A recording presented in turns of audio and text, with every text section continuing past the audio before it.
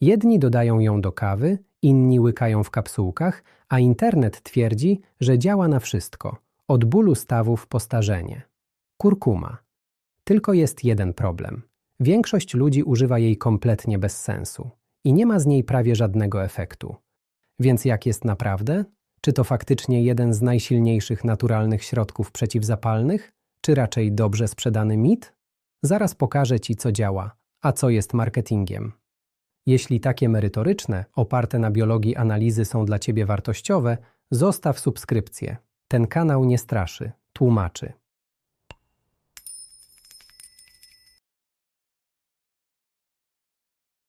Zacznijmy od podstaw. Kurkuma to przyprawa, którą pewnie znasz z kuchni. Ma intensywnie żółty kolor i pochodzi z rośliny o nazwie Curcuma longa.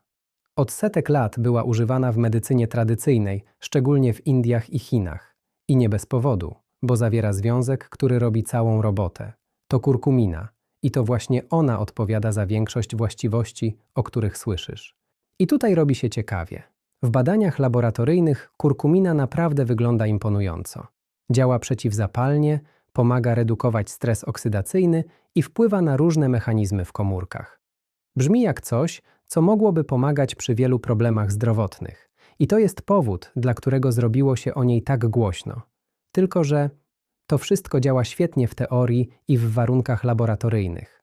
A organizm człowieka to zupełnie inna historia.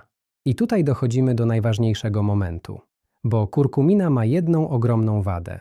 Bardzo słabo się wchłania. Po zjedzeniu większość przechodzi przez układ pokarmowy, reszta jest szybko metabolizowana, a do krwi trafiają naprawdę minimalne ilości. Czyli w praktyce możesz ją jeść codziennie i niewiele z tego wynika. To całkowicie zmienia sposób patrzenia na kurkumę. Dlatego często mówi się o łączeniu kurkuminy z piperyną, czyli związkiem z czarnego pieprzu. I faktycznie piperyna może znacząco zwiększyć wchłanianie, ale jest też druga strona medalu.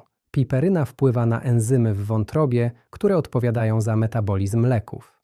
Co oznacza, że może zmieniać ich działanie, czasem w nieprzewidywalny sposób. Więc to już nie jest tylko temat suplementu, ale coś bardziej farmakologicznego. No dobra, ale co z efektami w praktyce?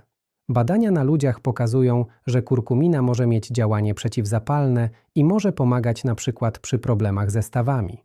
Tylko że te efekty są zazwyczaj umiarkowane. To nie jest cudowny środek, który nagle rozwiązuje problemy zdrowotne.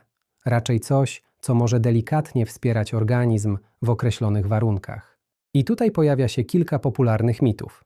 Pierwszy, że kurkuma działa jak lek. Nie działa. Może wspierać, ale nie zastępuje leczenia. Drugi, że wystarczy dodać ją do jedzenia. W tej formie jej działanie jest minimalne. Trzeci, że im więcej, tym lepiej. Nie. W przypadku kurkuminy więcej nie znaczy skuteczniej, a czasem wręcz gorzej.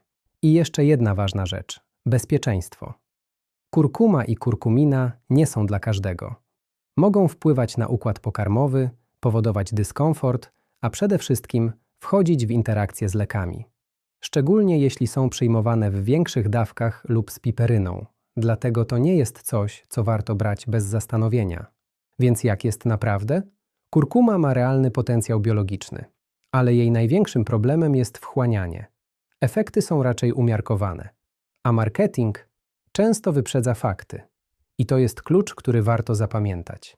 Jeśli lubisz takie materiały, bez mitów, za to z konkretem, daj znać w komentarzu, o czym mam zrobić kolejny odcinek.